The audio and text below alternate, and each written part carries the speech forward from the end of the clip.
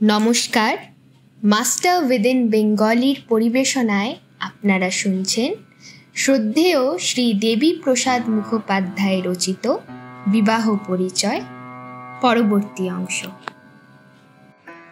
বিদ্যার ওজন মানে সাধারণ জ্ঞান বা বোধ কার কেমন, সুস্থ থাকার বাঁচা বাড়ার রীতিনীতি কার কতখানি জানা আছে, অনুমান শক্তি কার কতটা প্রখর, পরিস্থিতি আগে থেকেই আঁচ করে নিয়ে তার মোকাবিলার জন্য কে কতখানি প্রস্তুত থাকে, এই সবের উপরই নির্ভর করে বিদ্যা বা জ্ঞান।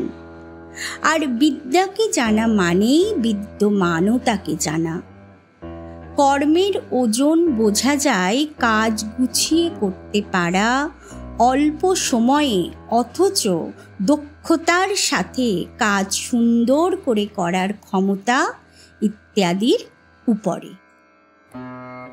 এতগুলি সব দেখা হয়ে গেলে তখন ঠিকুজি বিচার করে দেখতে হয়। মনে রাখতে হবে, ঠিকুজি বিচারের স্থান এই সব বিচারের আগে নয়, পরে। অতগুলি দিকে মিল যদি সুষ্ঠু সমীচীন হয়, তখন ঠিকুজি দেখে জ্যোতিষ বিষয়ক অন্যান্য পয়েন্ট বিচার করা যেতে পারে।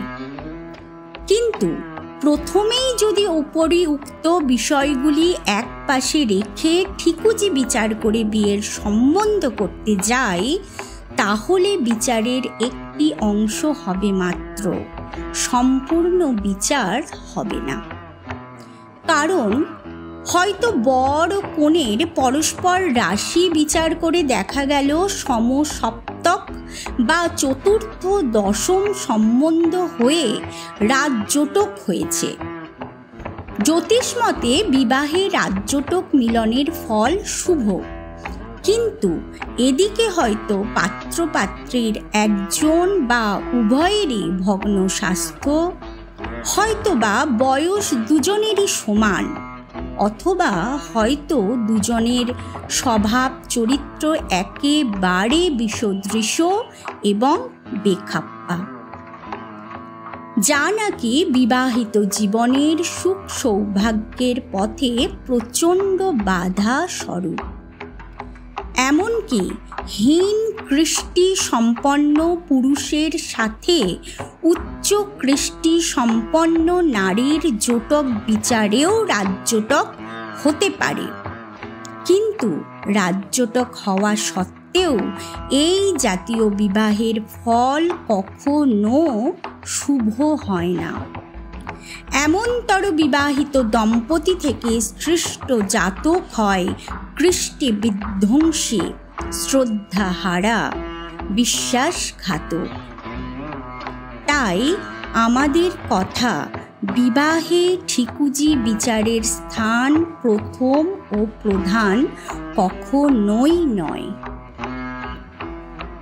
বরং অন্যান্য দ্রষ্টব্য বিষয়ে যদি ভালো এবং উপযুক্ত মিল পাওয়া যায়, তাহলে ঠিকুজির মিল একটু কম হলেও কিছু আসে যায় না। অন্যান্য সব দিকে যথাযোগ্য মিল হলে, জোটক বিচারে গুণ সংখ্যা কম হলেও সেখানে বিয়ে দেওয়া চলতে পারে। ঠিকুজি সম্পর্কে আরও একটি কথা, জন্মক্ষণ দেখে ঠিকুজি তৈরি করা হয়।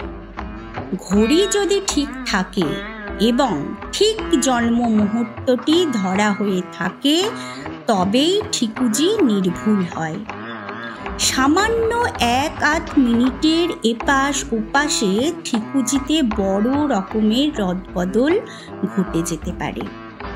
কাজেই ঘড়ি ঠিক চলা এবং জন্ম মুহূর্ত যথা সময়ে ধরতে পারা, এ দুটির উপর নির্ভর করছে ঠিকুজির খাঁটিত্ব। ঠিকুজি ঠিক না থাকলে তার বিচারও গোলমেলে হয়ে যাবে। বিচারে যেখানে অতি শুভ পাওয়া যাচ্ছে, হয়তো মূলত সেখানটায় গ্রহ বিচারে হয়ে আছে অতি অশুভ। কিন্তু জন্ম মুহূর্তটি কাঁটায় কাঁটায় ধরতে না পারার জন্য সেটা আর জানা গেল না। আবার গ্রহ বিচারে অতি শুভ দেখে যদি কেউ মনের আনন্দে কাল্পনিক সুখের পাখায় ভর দিয়ে উড়ে চলে, ভাবে আর কি, সুখ তো আমার হবেই, এবং নিজের ভালোর জন্য কোনো চেষ্টা না করে হাত পা গুটিয়ে বসে থাকে, তবে তারও মঙ্গল হয় না। গ্রহ বিচারে হাজার ভালো কথা লেখা থাকুক না কেন, নিজে মঙ্গলের পথে চলে তবেই মঙ্গলকে অধিগত করা যায়, না করে ফল পাওয়া যায় না। এই সব কারণে ঠিকুজি বিচারকে প্রথম আসন দেওয়া উচিত নয়। যুগ পুরুষোত্তম শ্রী শ্রী ঠাকুর অনুকূল চন্দ্র জ্যোতিষ ধরে জীবন বৃদ্ধির পথ নিয়ন্ত্রিত করতে নিষেধ করেছেন। তাই শুধুমাত্র ঠিকুজিকে আশ্রয় করে বিবাহ সম্বন্ধ পাকাপাকি করতে গেলে খানিকটা অসঙ্গতি ও দুরবস্থা আগমনের পথ খোলা থাকারই সম্ভাবনা। ঠিকুজি বা কোষ্ঠী বিচারের ক্ষেত্রে যদি পাত্র বা পাত্রী এক পক্ষের কোষ্ঠী না থাকে, তাহলে অপরজনের কোষ্ঠী দেখে ফলাফল খানিকটা বিচার করা যায় এবং তার উপর দাঁড়িয়েই বিবাহ কার্য অগ্রসর হতে হয়। আর যদি কোনো পক্ষেরই কোষ্ঠী না থাকে, সেখানে পূর্বোক্ত অন্যান্য জ্ঞাতব্য বিষয়গুলি ভালোভাবে বিচার করে দেখতে হয়। ওইগুলির সাথে সঙ্গতিশীল হলে নির্দ্বিধায় বিয়ে দেওয়া যেতে পারে, আর তাতে সাধারণত ভুগতে হয় না।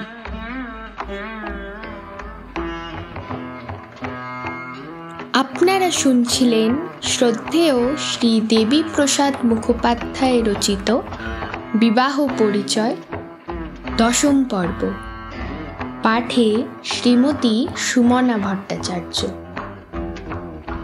কেমন লাগলো আপনাদের আজকের পর্বটি?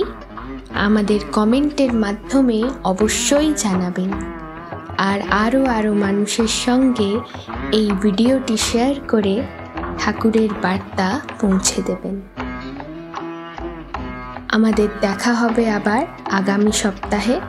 আমরা চলে আসব এই গ্রন্থ পাঠে পরবর্তী অংশ নিয়ে।